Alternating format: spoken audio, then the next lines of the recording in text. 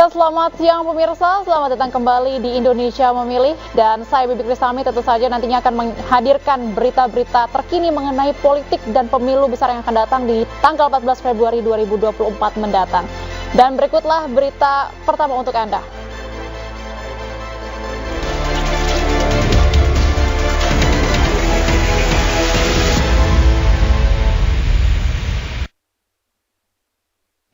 Pemirsa, informasi pertama, calon presiden nomor urut 3 Ganjar Pranowo menghadiri acara demokrasi, ajang diskusi bersama anak muda di Gedung Serbaguna Senayan, Jakarta.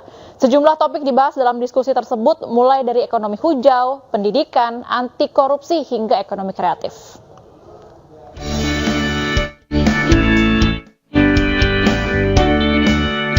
Calon Presiden nomor urut 3 Ganjar Pranowo menjawab pertanyaan dari puluhan anak muda dalam acara bertajuk Demokrasi di Gedung Serbaguna Senayan, Jakarta Pusat. Diskusi diawali dengan pemaparan visi misi dan program Ganjar Mahfud. Beragam persoalan dibahas dalam diskusi tersebut, mulai dari tema korupsi, lingkungan, hingga ekonomi kreatif. Sebagai tema yang lekat dengan anak muda, ekonomi kreatif disebut sebagai salah satu penyokong terbesar pertumbuhan ekonomi sebuah negara. Ganjar berjanji akan membuat sebuah lembaga khusus yang lebih intens menangani ekonomi kreatif, mulai dari pendampingan, akses modal, hingga fasilitas kreatif hub dan internet cepat. Ya, dalam dialog tadi kita tanyakan, apakah secara kelembagaan memang perlu institusi khusus? Jawabannya iya. Dan ini juga masukan dari banyak pihak agar dihidupkan kembali Badan Ekonomi Kreatif. Saya kira kalau itu menjadi sebuah masukan dan menurut para pelaku itu penting, ya kita hidupkan lagi, tidak apa-apa. Dan itulah yang menurut saya menjadi sangat responsif pada keperluan-keperluan dari para pelaku ekonomi kreatif. Apa langkah Pak Ganjar kalau misalnya nanti terpilih jadi presiden untuk membetulkan? Sebagai sosok yang dekat dengan anak muda seperti milenial dan Gen Z, Ganjar mengaku dirinya mendapat banyak masukan dan aspirasi dari generasi muda dalam berbagai kesempatan. Dari Jakarta, Galuh Pandu, Aris Setiawan, Wildan Aulia, iNews melaporkan.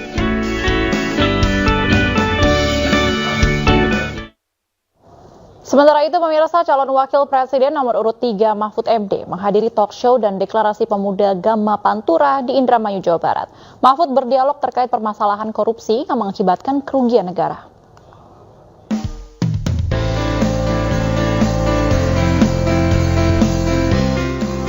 Kedatangan calon wakil presiden Mahfud MD di Gor Dharma Ayu, Kabupaten Indramayu langsung disambut ratusan pemuda Gama Pantura.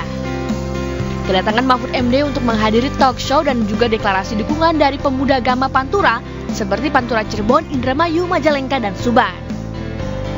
Mahfud juga berdialog dan menjawab pertanyaan dari para pemuda terkait permasalahan korupsi yang mengakibatkan kerugian negara. Usai berdialog, ratusan Gama Pantura langsung mendeklarasikan dukungan kepada Ganjar Mahfud. Pemuda dari berbagai organisasi, dari civil society kepemudaan, dari organisasi kemahasiswaan, kemudian dari beberapa organisasi pemuda yang lain. Ini penting karena mereka ini adalah pemilih-pemilih yang cerdas, bisa menentukan pilihan yang bagus sekaligus memberitahu kepada lingkungannya, kepada keluarganya, kepada saudaranya untuk memilih yang benar. Dalam diskusi, Mahfud juga menilai perlunya tindakan ekstra dalam menangani kasus korupsi di Indonesia. Di antaranya penguatan terhadap lembaga KPK dan membuat lembaga KPK semakin independen. Dari Indramayu, Jawa Barat, Toy Iskandar, iNews melaporkan. Calon wakil presiden Gibran Rakabuming Raka melanjutkan kampanyenya di sejumlah daerah di Maluku. Gibran berdiskusi dengan sejumlah anak muda dan pegiat UMKM di Kota Ambon. Calon wakil presiden nomor urut 2 Gibran Rakabuming Raka berdialog dengan sejumlah anak muda, komunitas kreatif, dan pegiat UMKM di salah satu restoran di Kota Ambon. Dalam diskusi bertajuk Gibran Mendengar ini, Gibran berkomitmen untuk mengumpulkan dan merespon aspirasi mereka dalam rencana aksi dan kebijakan yang akan dilaksanakannya jika terpilih bersama Prabowo Subianto dalam Pilpres. Menurut Gibran, pemerintah harus mendorong dan memberikan dukungan kepada pegiat UMKM dan seniman agar bisa menggerakkan perekonomian di Maluku.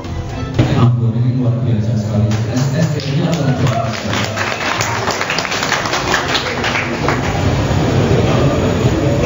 agak mirip-mirip Solo. Solo kan juga nggak punya perikanan, nggak punya pertanian, nggak punya tambang, nggak punya apa-apa.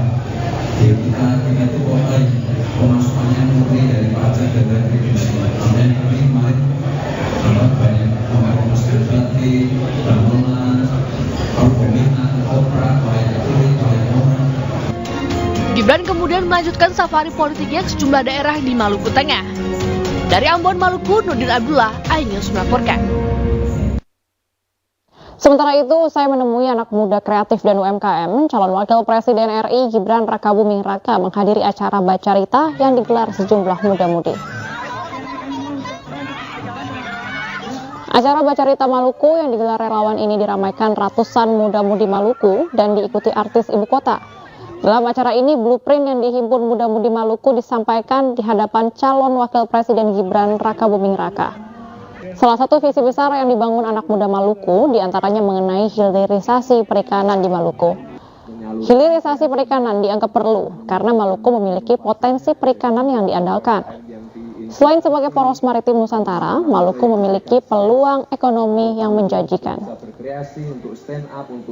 Penulis Negeri Maluku yang diwakili oleh teman-teman memberikan rekomendasi kebijakan dua hal. Pertama ialah soal pendidikan di Maluku, yang kedua soal ekonomi, lebih spesifik lagi ialah hilirisasi. Pemirsa, calon presiden nomor urut 1 Anies Baswedan menjawab pertanyaan warga Gorontalo di acara Desak Anies. Sementara wakilnya Muhaimin Iskandar menghadiri acara diskusi bertajuk Selepet Imin di Kota Metro, Lampung. Bagaimana pandangan Bapak terhadap krisis? Calon presiden nomor urut 1 Anies Baswedan berkampanye ke Provinsi Gorontalo. Anies bertemu dan berdiskusi dengan warga dalam acara Desak Anies. Anies menjawab berbagai pertanyaan warga dan menjanjikan perubahan yang lebih baik untuk rakyat Indonesia. Anies juga menjelaskan terkait pembaruan 40 kota di Indonesia agar lebih maju. Ini 40 kota ini adalah kita berencana mengupgrade kota-kota yang ada di seluruh Indonesia. Kita tidak ingin pembangunan menimbulkan ketimpangan. Karena itu kita memilih bukan membangun satu tempat besar-besaran, tapi lebih dari 40 tempat secara serius ditingkatkan sebagai kota yang lebih maju, kota yang lebih berkembang. Inilah konsep pembangunan 40 kota Indonesia. Sementara itu, calon wakil presiden nomor urut 1 Muhaimin Iskandar menyambangi kota Metro Lampung dalam acara Selepet Imin. Ratusan warga dan mahasiswa datang dan berdiskusi langsung dengan Muhaimin. Mereka bertanya seputar visi misi, program kerja hingga materi debat ketiga Pilpres yang berlangsung Minggu malam di Istora Senayan, Jakarta. Sebelumnya, Muhaimin juga menghadiri senam pagi dan pengajian di Kabupaten Lampung Timur. Dari Gorontalo dan Metro Lampung, Faradila Tinus Tristanto, iNews melaporkan.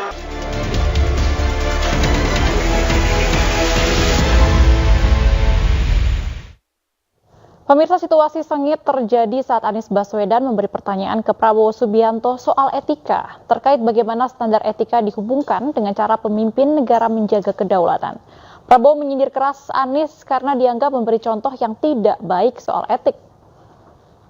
Semakin tinggi jenjang kepemimpinan, semakin luas cakupannya, semakin kompleks organisasinya, maka pemimpin makin mengandalkan pada nilai. Bukan lagi teknis-teknis, tapi makin mengandalkan pada nilai. Itu yang membedakan antara kepemimpinan yang kompleks dengan yang sederhana. Nah, pertanyaan yang ingin saya sampaikan kepada Bapak adalah apa hubungan antara standar etika seorang pemimpin negara dengan kemampuannya dalam menjaga pertahanan, keamanan, dan kedaulatan negara. Terima kasih. Baik, waktu masih ada Pak Anies. Sudah cukup. Cukup? Baik, kami persilakan kepada calon presiden nomor urut 2, Bapak Prabowo Subianto untuk menjawab pertanyaan dari Bapak Anies. Waktu Bapak 2 menit dimulai ketika berbicara, silakan. Saya sependapat bahwa semakin tinggi, semakin kompleks, memang kepemimpinan itu butuh nilai. Nilai-nilai yang sangat fundamental. Pertama, nilai adalah cinta tanah air. Kedua, kejujuran. Ketiga, kebersihan yang Bapak bolak-balik ngomong. Harus memberi contoh. Tidak boleh korupsi dengan bentuk apapun. Jadi saya sependapat harus ada kepemimpinan berdasarkan nilai.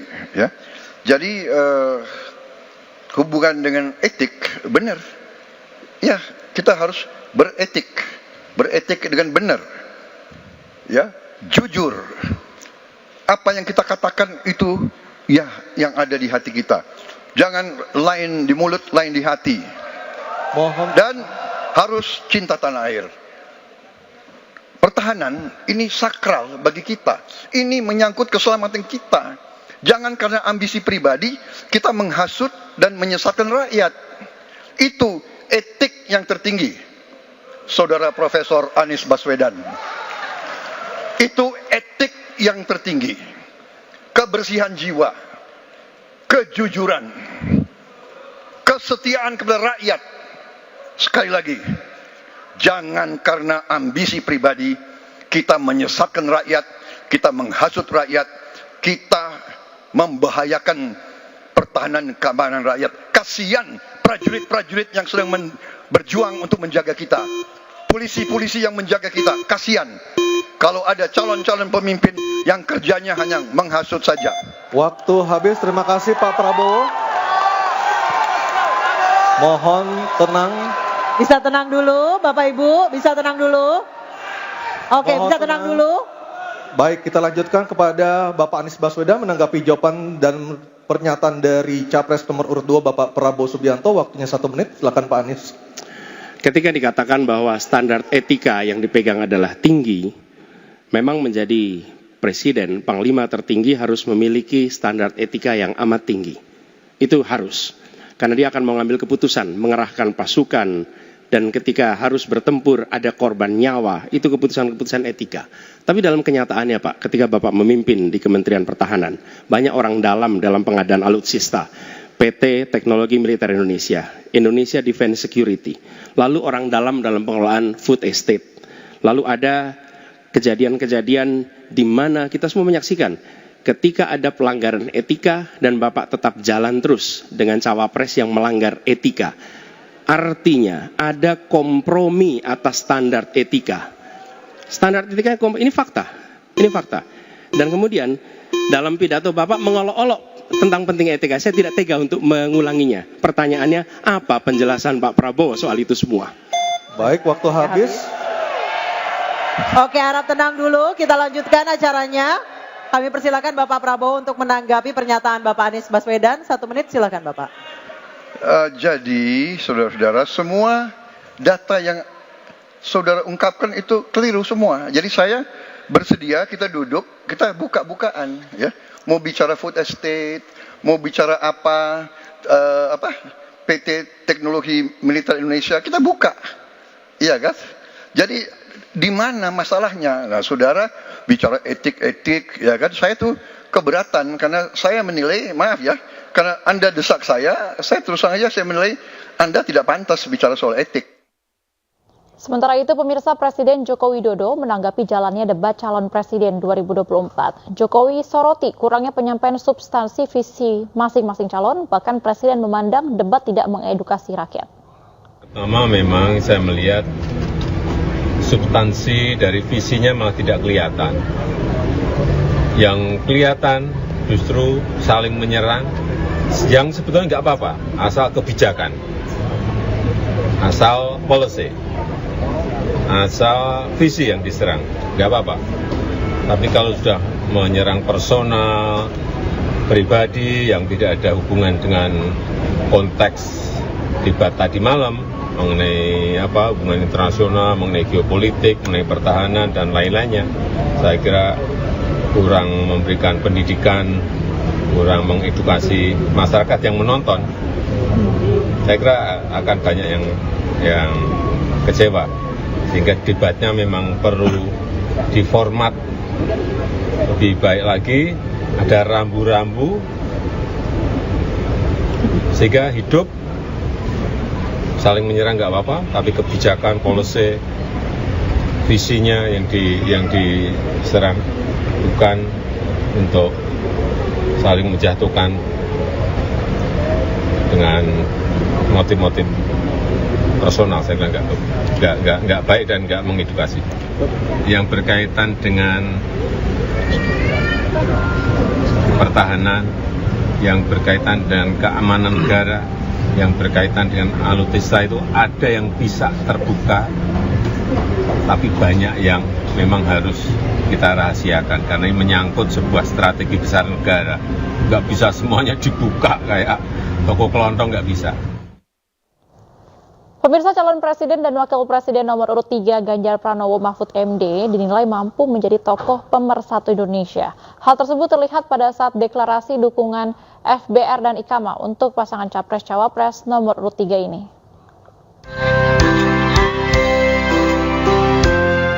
Masa kontestasi politik rentan menimbulkan ketegangan di antara masyarakat karena perbedaan pendapat dan pilihan. Namun ketegangan ini bisa dinetralisir oleh sosok pasangan Ganjar Pranowo dan Mahfud MD. Pada saat deklarasi dukungan Forum Betawi Rempuk dan Ikatan Keluarga Madura, pasangan Capres nomor urut 3 ini dianggap sebagai tokoh yang bisa membawa persatuan dan perdamaian di Indonesia. Insya Allah ini barokah. Jadi kalau ada dari Betawi, kalau ada dari Madura, tadi beliau bercerita kepada saya, Pak Ganjar, biasanya kami tabrakan, Pak. Ini gara-gara Ganjar Mahfud kami bersatu, Pak, katanya.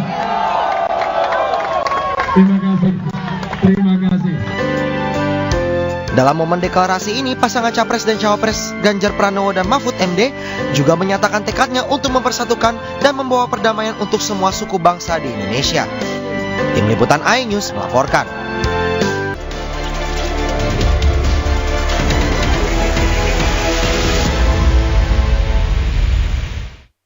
Pemirsa, ratusan surat suara pemilu ditemukan rusak saat KPU Kabupaten Purwakarta lakukan penyortiran dan pelipatan. Kerusakan surat suara akan diajukan ke KPU untuk mendapat penggantian.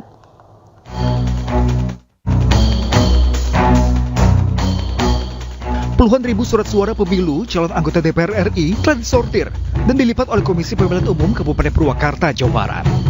Pelipatan melibatkan ratusan warga dan dikawal petugas Bawaslu, KPU, dan TNI Polri. Dalam pelipatan surat suara, sebanyak 135 surat suara ditemukan rusak, mulai dari sobek hingga warna tulisan yang pudar. Kerusakan surat suara ini ditemukan pada hari kedua penyortiran dan pelipatan surat suara. Yang rusak ada yang sobek, ada yang warnanya agak pudar, kategori rusak. Total jumlah surat suara yang disortir di KPU Purwakarta sebanyak 75.860 lembar. Sementara jumlah surat suara total untuk kebutuhan pemilu 2024 sebanyak 3.743.000 lembar. Dari Purwakarta, Jawa Barat, Irwan, iNews melaporkan. Pemirsa, lebih dari 2 juta surat suara Capres dan Cawapres diterima Komisi Pemilihan Umum Jakarta Timur. Surat suara tersebut selanjutnya akan dilipat sebelum disortir. Dan pemirsa, informasi ini sekaligus menutup perjumpaan kita di Indonesia Memilih. Jangan lupa pada tanggal 14 Februari 2024 mendatang, sama-sama kita sukseskan pemilihan umum untuk Indonesia lebih baik. Akhir kata, saya Bibi Kristami mengucapkan terima kasih dan sampai jumpa.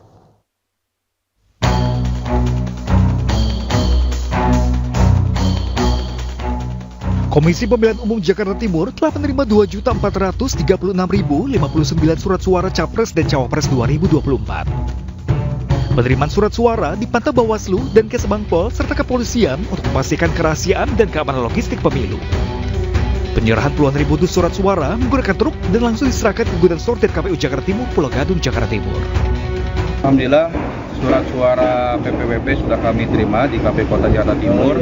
Jumlah yang kami terima itu 2.436.059 lembar.